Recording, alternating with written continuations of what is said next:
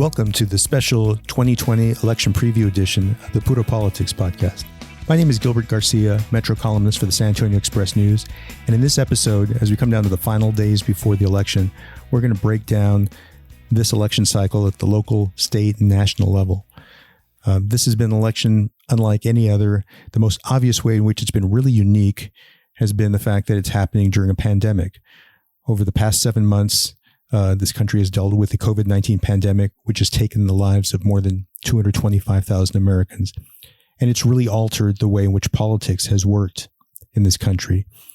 We've had much less in-person campaigning, much more of an emphasis on virtual campaigning and the use of digital media to communicate with voters. We've also seen much more of an interest in mail voting because of concerns about the safety of in-person voting. At the state level, we're dealing with a lot of unique factors. We're having an election for the first time in a long time in which there is no straight ticket voting. We've had Governor Greg Abbott extend the early voting period by 1 week in order to allow people more time and to create more safety for voters during the pandemic.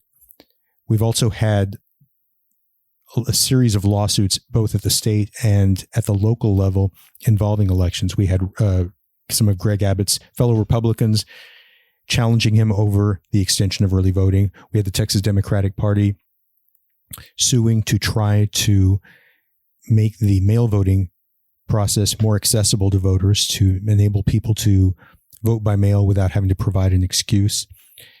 In Bexar County, we have seen Move Texas and the Texas Organizing Project sue to get more polling sites for Election Day, and they've been successful in doing that. We've also seen Bexar County Commissioner Justin Rodriguez allow the county to create more early voting sites, some mega centers, including the AT&T Center with the home of San Antonio Spurs, in order to be able to make the process safer and easier for people. At the national level, the most obvious way in which this election cycle has been unique is the fact that for only the third time in the past 85 years, we're looking at the very real possibility that an elected American president could be voted out of office. When we've seen that happen in modern American history, as it did in 1980 with Jimmy Carter and in 1992 with George H.W. Bush. In both cases, these were presidents who had bad economies and they had divided parties. Both of them had faced challenges in the primaries and had a lot of division within their parties at that time. Entering 2020, President Donald Trump didn't seem to be looking at either one of those kinds of challenges.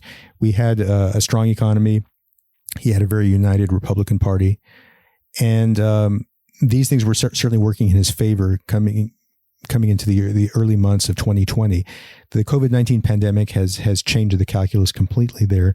The economic fallout from that, the job loss, has taken away his strongest argument for another term, which was the success of the U.S. economy. And I think it's also raised questions about his temperament, his judgment. These were questions that existed before, but they have intensified in recent months as people have seen him struggle to deal with the pandemic. On September 29th, we had the first presidential debate between Donald Trump and Democratic challenger Joe Biden.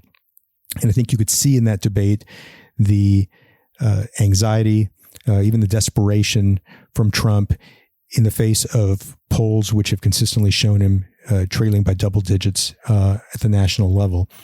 He came out very aggressive. He interrupted Joe Biden repeatedly, and the result was probably the most chaotic debate that we've ever seen in the United States, and I think a lot of people came away frustrated. You're in voting now. Vote and let your senators know how strongly you feel. Vote now. Make sure you, in fact, let people know you're a senator.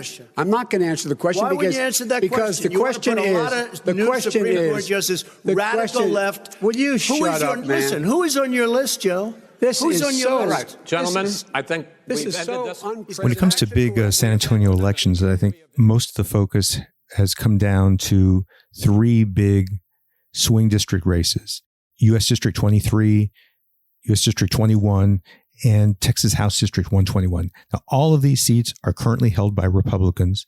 And in the case of U.S. House District 21 and Texas House District 121, these have been reliable Republican seats for a long time. And the fact that they're even being talked about as swing districts says a lot about what's going on in this election campaign and the sense that Democrats have that they can build on the 2018 midterms and be able to flip some seats that have been held by Republicans for a long time.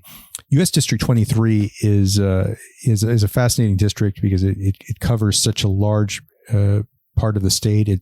It stretches from South San Antonio out to the edge of El Paso, covers a lot of rural West Texas counties, and it is one of the few true swing congressional districts in the state of Texas. And would probably say that it has been the only one, at least up until 2020. And we've had Republican Will Hurd hold on to the seat for 3 terms in a row, barely escaping with a win in 2018. He decided not to run again in 2020. So this election comes down to Gene Ortiz-Jones, a former Air Force intelligence officer, against the Republican nominee, Tony Gonzalez, a former Navy cryptologist. And one of the fascinating things about this is that a lot of what we've seen across the country in terms of the political divide on the COVID-19 pandemic has played out here. Tony Gonzalez has made a point of doing in-person appearances and has said you can't Zoom your way to Congress. You can't be a virtual member of Congress. And Gene Ortiz-Jones has been very open about the fact that she's done almost no in-person campaigning since March. And she says this is a choice that she made in an attempt to be responsible, to follow the science. And so this has played out in the debate between them, and it is in some ways become the biggest issue in the race. And Tony Gonzalez has gone so far as to falsely suggest that Gene Ortiz-Jones lives in Washington, D.C. She owns a condominium there and worked there for a few years when she was in the federal government, but lives in San Antonio now. But this is part of the issue that he's been trying to build, the sense that she is not from San Antonio or is not engaged with the community. And it played out in a debate that happened recently between them. We absolutely need to be listening to our medical experts. And when they say wear a mask, minimize your activity outside of your home, practice social distancing, practice good hygiene, we should absolutely do that. That's how we get this pandemic under control. That's how we get our economy back open. Unfortunately, my opponent has put his political ambitions over the medical guidance of these experts. Over the last couple. The other races that I mentioned are U.S. District 21, which is held by Chip Roy, a conservative Republican, and he's being challenged by Wendy Davis, former state senator and former gubernatorial candidate. In this district includes parts of North San Antonio, extends into Austin. It has parts of the Hill Country, and we're looking at potentially a very close race there in a district that was held by Lamar Smith, a Republican, for more than 30 years. And he really never faced a serious challenge in that time. In both U.S. District 21 and in House District 121, which is held by Republican Steve Allison, he's being challenged by Selena Montoya. In all of the 3 districts that I mentioned, a lot of what we're seeing is the argument between Republicans who are saying that their opponents want to defund the police, although none of these Democratic candidates have actually said they want to do that. But Republicans have made the argument that because there has been a push among some progressives this year to cut funding in police departments, the Republican candidates in all 3 of these races have made a big issue of this. Chip Roy has the Thin Blue Line's back. If Wendy Davis got her way with the defund the police, It's going to make it more difficult for the officer to do his job, more dangerous, extremely dangerous. and it's going to cost lives. I'm Chip Roy. And on the Democratic side, the big issue has been that of pre-existing conditions, because all of these Republican candidates have some degree of opposition to the Affordable Care Act, and the Democratic candidate's argument has been that the Republicans will make the effort to try to repeal the Affordable Care Act, and it will cause people, especially at this time when there's so much concern about the pandemic, it will remove protections for people with pre-existing conditions. Be sure to check out other Express News podcasts, such as Express Briefing, where we bring you the top San Antonio headlines for the day in about 10 minutes or less. You can find Express Briefing over at expressnews.com or anywhere you listen to podcasts.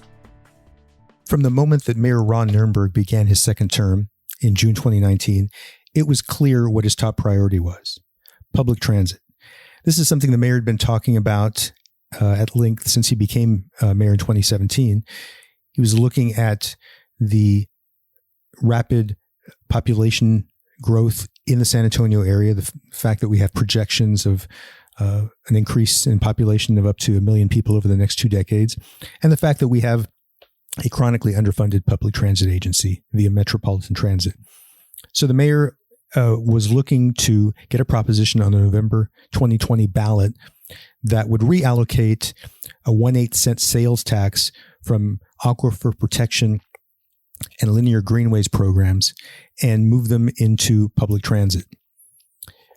All that changed in the early months of 2020 with the COVID-19 pandemic creating all kinds of economic fallout in this community and major job loss. He rebooted and decided that he wanted to work on a workforce development program to get that on the ballot. And this would be a 4-year program for $154 million. And it has really become the signature effort of his time as mayor. And I think that if he's able to pass this, I think this is really going to be a lot of what he's going to stake his re-election campaign on as we go into 2021. Following them. I mean, you think about the exponential impact one San Antonio family has generation after generation when locked in poverty, and that we have the ability through this initiative, without raising taxes, to change that trajectory. Because the mayor decided to move away from public transit, there was dissatisfaction among VIA representatives who had been hoping that they could get additional funding coming out of this election cycle. And so a compromise was reached in which there would be a 1/8 cent sales tax that would go to VIA after 4 years, after the 4-year run of the Workforce Development Program. And it's on the ballot as Advanced Transportation District Proposition A. And so it's an unusual situation where we have a Proposition B that's asking people to pass this 1/8 cent sales tax for workforce development, and they're also being asked to pass a public transit measure that would kick in immediately after the run of that workforce development program. There's a third proposition on the ballot, which is probably the safest to pass with voters, and that is the Pre-K 4SA program, which is Proposition A on the ballot. And this is basically an extension of the 1/8 cent sales tax that was passed by voters in 2012. This is the signature program of the mayoral tenure of former Mayor Julian Castro. He was able to get that passed, and it has been in place for 8 years. By all accounts, it's been a successful program, and I think it's a popular program, and is very likely to pass. So I think that one is one that I don't think there's too much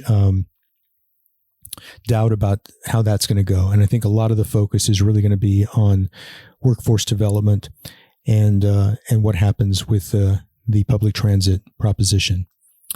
So I want to thank all of you for listening, and those of you who are regular listeners of Puro Politics, I want to thank you for that. And I think we're all eager to see this election come to an end. And for those of you who haven't voted, hope that you're able to get out there and vote and make your voice heard. Thank you so much.